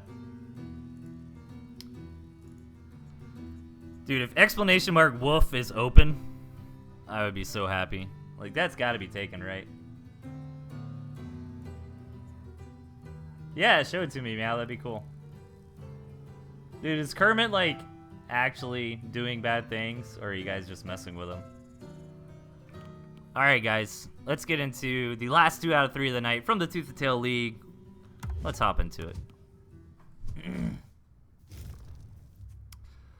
Okay, spawning in the 10 o'clock, we've got Xeno. And his opponent in the 6, Blackmore Crest. Xeno rocking the Fox, man. I like it. Interesting build overall. Like, Lizard Toad, you don't see as often, but it makes a lot of sense. You know, it's basically saying, you know, and it's going to be rough for Blackmore because, I mean, obviously, you know, Lizard versus Toad. The guy who can manage to get some good Toad hits, it's going to be in a really good spot. And I actually like Xeno's deck a lot. I feel like it has a lot of different options. You got the Ferret Fox to poke and harass in different phases of the game. You've got a lot of different build orders you can do with this. You can get out a quick Chameleon. You can spam Lizards. You can go for more well-rounded army composition of Chameleon, Ferret, Lizard into the mid-game. You can rush Fast Fox. So a lot of options from Xeno here. Interested to see where it goes. And you know, Blackmore Crest has a bunch of options too. You know, he's got that Badger Pigeon combo he can opt for to try to get that out early maybe. He can also make the big Lizard Swarm and go that playstyle, or he could try to approach the mid-game with that Falcon Skunk composition, which is going to be strong in a direct engagement, but doesn't have any kind of poking or harassment capabilities outside the Lizard. So interested to see where this game is going to go from here. Neither player has the easiest expansions in the world. I mean, Xeno's obviously a little better off when it comes to the expansion RNG on this map. He's got 2 right outside his base, sure, but there's this high ground you have to deal with, and you know, as long as Blackmore Crest does not give this high ground to Xeno, it would be very difficult for Xeno to take those expansions. So when Xeno wants to expand, not only does he have to expand, but he's also got to take this area very decisively, and he doesn't have any defensive structures to really kind of cement that position. He's just going to have to stay on top of his army. Those pigeons, too, from Xeno might be, you know, I mean, obviously to heal, but he's not running the Falcons, and you definitely need high ground vision, especially if you're running pokey units like the Ferret, like the Fox, right?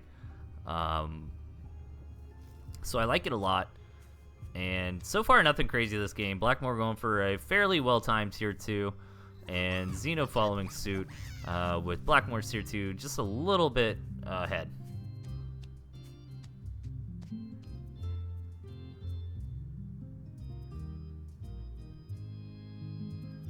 Xeno, yeah, you made it just in time, man.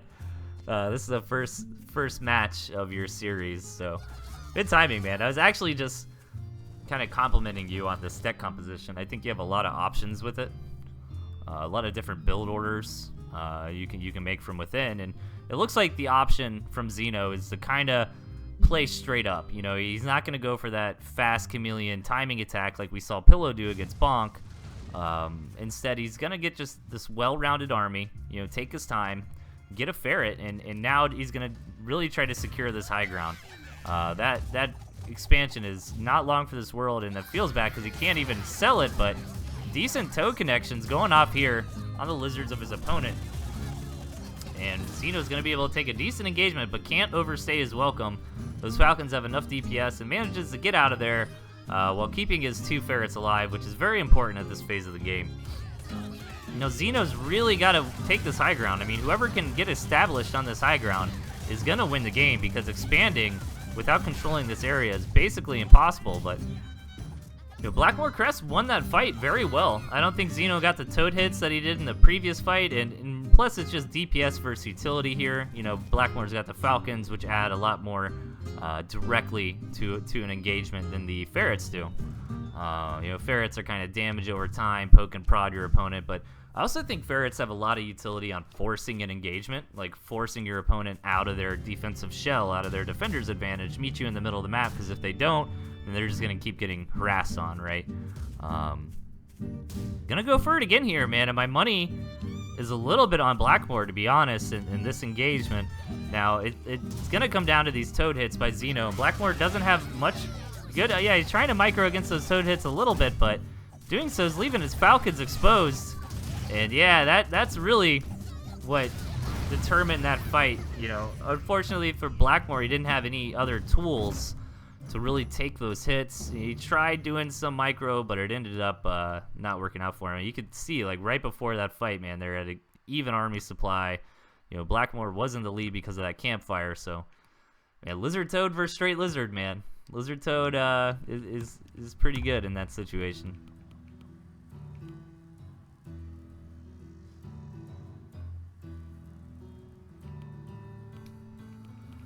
All right, guys, not messing around. Let's hop into the second match here from the TnT League.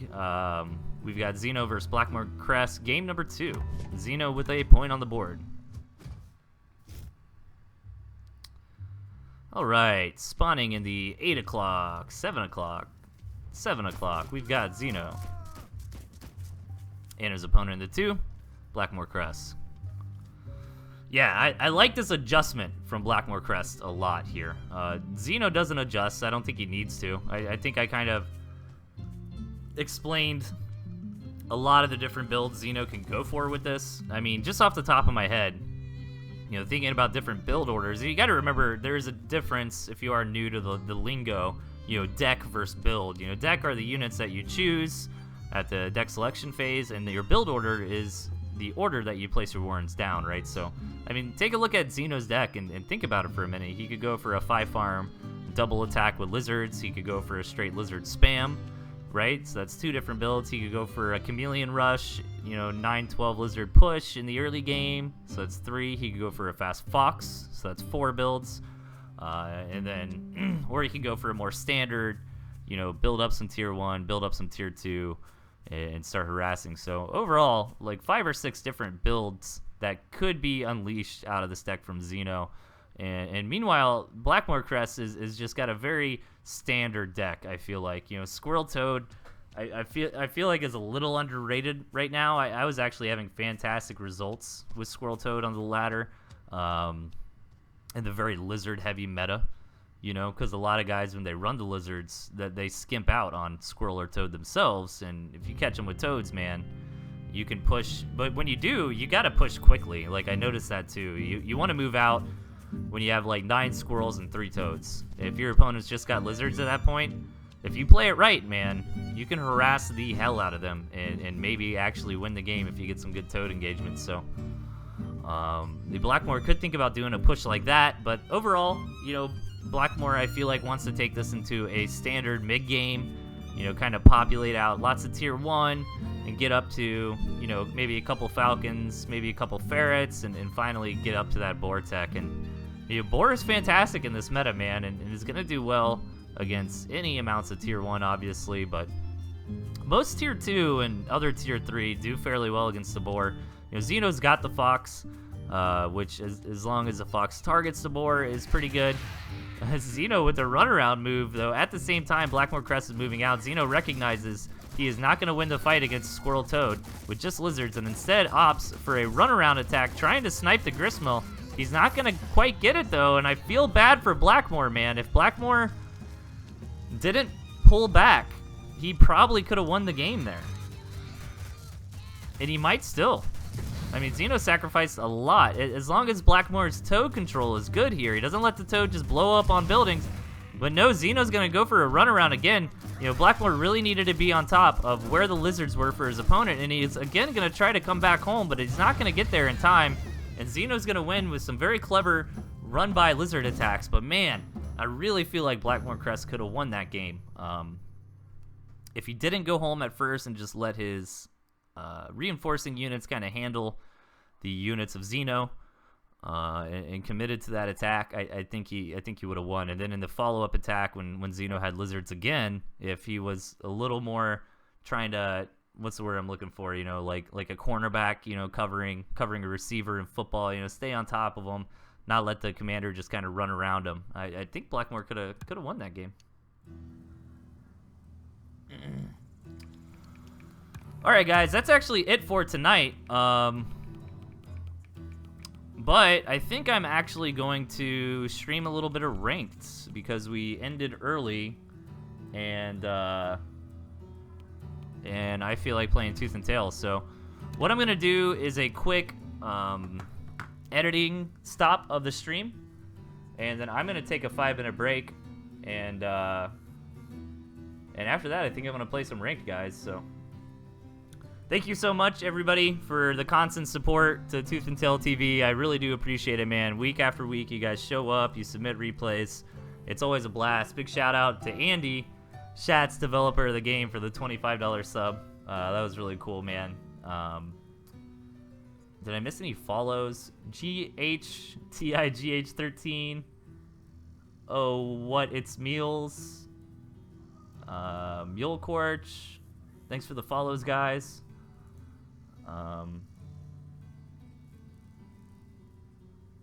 But all right, guys. Yeah, just a little bit of an editing stop on the stream, and then I'm gonna take a little 5-minute break, and then I think I'm gonna play some ladder. So let's do that. I'll be back in just a minute.